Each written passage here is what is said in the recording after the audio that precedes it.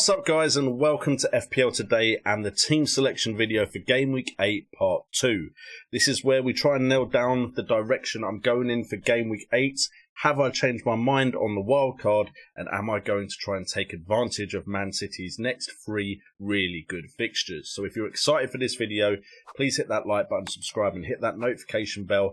And before we get into the video, I'd just like to say a big thank you to sponsors of this video, Aniba.com. Aniba.com is a new gaming marketplace with over 20,000 digital products, thriving to bring you the hottest deal in the market of any title, new or old.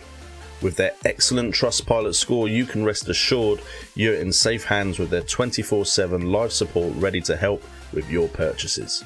Right now, Aniba.com are offering 3% discount for FIFA 22 and other games if you use the code FPL Today through the link in the description. That includes any FIFA points you need to build your ultimate team as you strive to get some of the best players in the game, including Mbappe, Neymar, Ronaldo and new icon cards. Aniba.com have been kind enough to sponsor this video, so I'd really appreciate it if you at least check them out using the link in the description down below. Support FPL Today by getting your gaming fix at Aniba.com. So guys, we start off with where we ended from part 1 of this video with my team selection as it currently stands for Game Week 8. And as you can see, we have some issues which we're about to highlight for you that I need to address and that could possibly push me towards that wildcard that I confidently said I wouldn't be going towards on the video last week. Highlighted in red are the players that are least likely to play. That's Rafinha, who has a game 36 hours before his Game Week 8 game, and it's very unlikely, at least in my mind, that he's going to start in Game Week 8.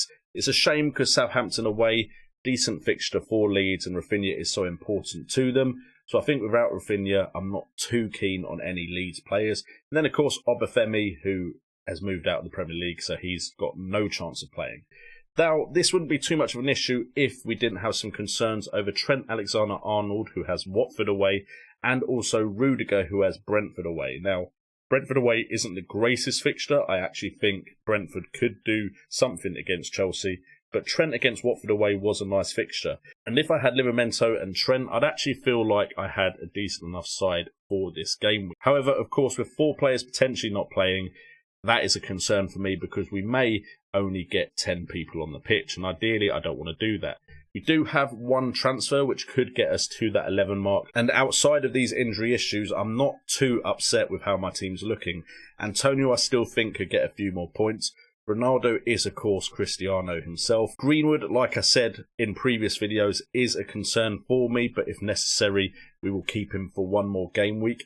Although Leicester are suddenly looking a little bit more tasty with the potential of Man United not having their 2 best centre-backs starting. And Duffy and White are players I'm okay relying on because they've done so well for me before.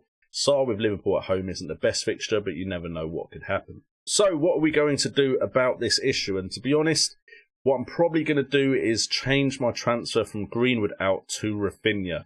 Now, I actually like Rafinha's fixtures going forward, but if necessary, we can do a bit of a transfer switch later on and bring him back in. I don't think I've got too much value wrapped up in Rafinha. So Rafinha could be going out. That's probably the most sensible move for me to make. And he's most likely going out for a Manchester City player. And the ones we are considering are Phil Foden at 7.9 million. Now we're looking at his game week stats from game week 4 to game week 7. And we're looking at it because we kind of get an idea of minutes played in the last 4 game weeks. Now unfortunately Foden isn't that nailed on, but he wasn't really featuring at the start of the season, and maybe he was just getting back into the swing of things. But since he has come back, minutes played is 195 out of 360.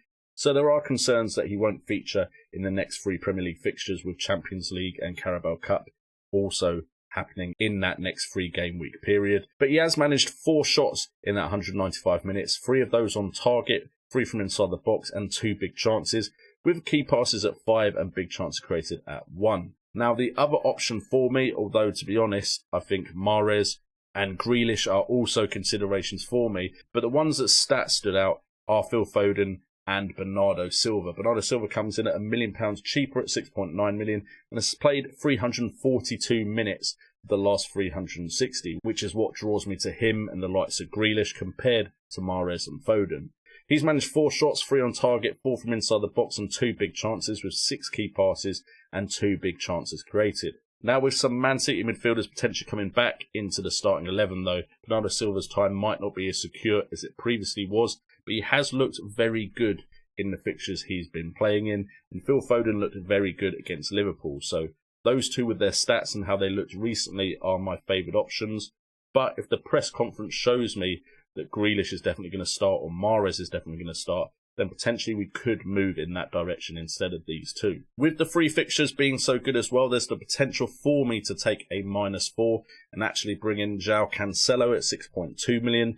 Although, to be honest, he has played the 360 minutes, but those underlying stats aren't amazing. And also, he has failed to deceive compared to his expected assists and expected goals. He usually underperforms those stats, so I'm not sure how great he will be as an attacking threat to be picked in those next 3 fixtures, because he just seems to be one of those almost men a lot of the time who could have had a big haul and still only get the same points as everyone else in the defence. So guys, in the comments down below, I don't want to know what you're doing. I want you to tell me what you think I should do this time so we can have a debate around my team going into Game Week 8.